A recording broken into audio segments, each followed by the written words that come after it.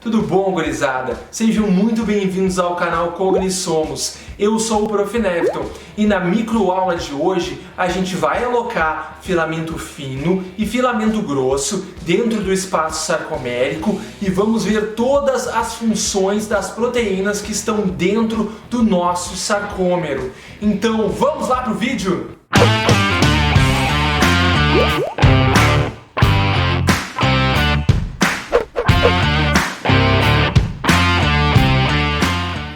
E aí, gente, sem muito blá blá blá, vamos entender como é que funciona uma estrutura sarcomérica. Aqui, neste modelo artístico experimental, vocês vão encontrar as proteínas mais importantes que formam as nossas estruturas sarcoméricas. Aqui eu estou representando um único sarcômero, sendo que nas laterais deste nosso modelo de sarcômero, nós temos o que nós chamamos de linha Z. Na linha Z, aqui representada nas laterais por este metal, nós encontramos uma grande quantidade de proteínas, mas a mais importante, sem dúvida, é a alfa-actinina.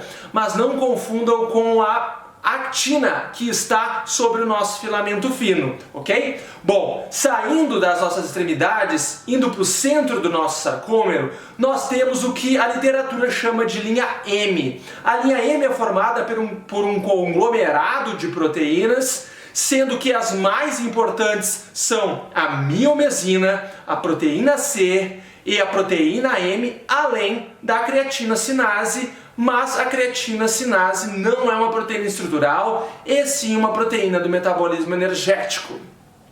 Saindo aqui da nossa linha M, nós conseguimos enxergar que as extremidades e o centro do nosso sarcômero dão um arcabouço para a estabilização do filamento fino e do filamento grosso dentro do nosso espaço sarcomérico, correto?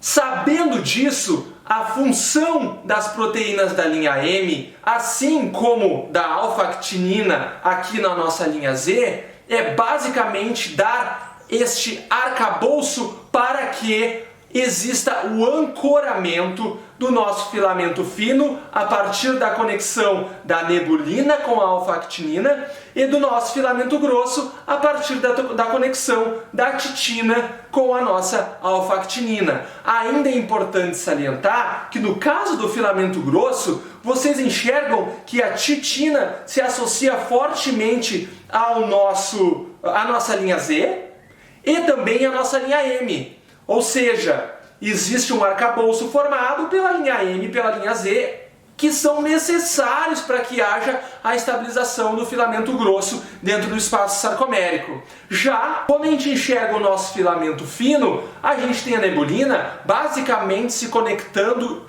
estruturalmente à alfa-actinina da nossa linha Z, certo? E com fraca ou quase inexistente conexão com proteínas localizadas na linha M. Sabendo disso, vocês já devem imaginar qual é a função da nebulina e da nossa titina. A função da nebulina e da titina são de estabilizarem os filamentos fino e grosso, respectivamente, dentro do espaço sarcomérico. Agora a gente vai focar especificamente na função das proteínas que formam o filamento fino. No filamento fino, logo sobre a nossa nebulina, a gente tem a alocação aqui em laranja, da nossa actina. A actina possui sítios ativos, os quais são responsáveis por ancorar a cabeça de miosina quando existe a formação da ponte cruzada. E esta é a função mais importante da actina dentro do nosso espaço sarcomérico. Sobre a nossa actina, nós temos também aqui representado em roxo uma outra proteína em formato de cordão que se enrola sobre a nossa actina, que é chamada de tropomiosina. A tropomiosina tem esta função de esconder o sítio ativo da nossa actina, e esta é a função mais importante dela. Logo acima da nossa tropomiosina, nós temos a nossa troponina. A troponina está representada aqui em azul e ela tem uma função muito importante, que é favorecer o deslocamento da tropomiosina que está na frente do sítio ativo da actina, fazendo com que haja o favorecimento da formação da ponte cruzada em situações os quais isso está acontecendo. Além disso, a nossa troponina também apresenta sítios importantes da proteína, os quais são essenciais para a estabilização do nosso filamento fino. Indo agora para as funções das proteínas que estão presentes no filamento grosso, os quais já sabemos que a função da nossa titina é a estabilização do nosso filamento grosso dentro da estrutura sarcomérica, a gente vai para a função da nossa miosina. A principal função da nossa miosina, sem dúvida, está associada ao processo de contração muscular, o qual nada mais é do que hidrolisar ATP acoplada à formação da ponte cruzada e ao deslizamento da actina sobre a miosina. Neste ponto, vocês já entenderam todas as funções das proteínas que estão presentes dentro do espaço sarcomérico, as mais importantes, é claro. Agora eu vou trazer outros pontos importantes para finalizar essa aula rapidamente. Com o objetivo de finalizar essa aula, eu imprimi aqui pra gente uma estrutura sarcomérica que foi mostrada a partir de uma microscopia. Essa microscopia nos traz que existe aqui na nossa estrutura sarcomérica algumas outras regiões importantes que vocês têm que ter em mente. Primeiro, nós temos bandas mais claras nas laterais dos nossos sarcômeros.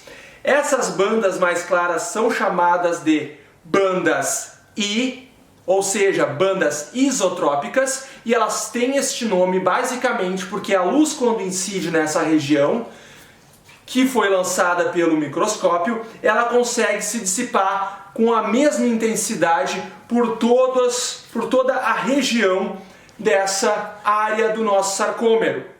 E nós temos aqui no meio uma região muito mais escura em comparação a essa região mais clara. Essa região aqui muito mais escura do nosso sarcômero, ela é chamada de banda A, ou seja, banda anisotrópica, porque quando a luz incide nessa região toda aqui que fica mais escura para a gente enxergar no microscópio, ela não se difunde de maneira igual por todas as direções e na mesma intensidade. Isso faz com que nós vejamos esses borrões aqui no centro do nosso sarcômero. E daí eu pergunto para vocês, que área, que região que vocês pensam que é essas regiões mais brancas aqui, que a luz consegue se dissipar com a mesma intensidade por todas as áreas? Essas regiões têm pouca densidade de proteína.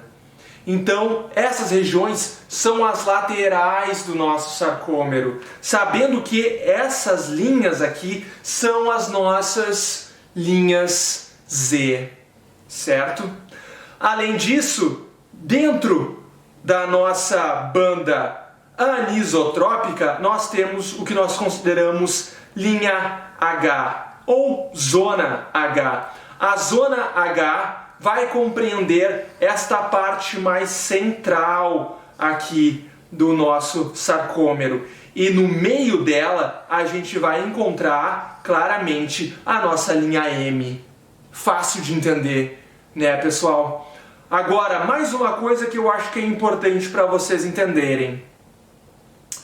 Quais são as principais proteínas encontradas aqui dentro da nossa banda anisotrópica? Então, a gente vai enxergar grande quantidade de actina, grande quantidade de miosina e todas as outras proteínas contráteis que já mencionamos na aula de hoje. Certo? Eu acredito que com a aula de hoje vocês conseguem fazer uma prova fácil sobre estrutura sarcomérica e microestruturas do nosso músculo esquelético. Foi um baita prazer explicar para vocês todo esse conteúdo hoje. E só um comentário para aqueles meus amigos professores que entraram em contato comigo, vocês podem tranquilamente usar toda esta metodologia ativa que eu venho utilizando nesses vídeos nas aulas de vocês. Isso não existe patente, e eu não vou patentear. É só mais uma maneira para que os seus alunos consigam visualizar de maneira mais física toda essa parte do nosso conteúdo que é mais imaginária. Certo, meus amigos? Então tenham um excelente dia!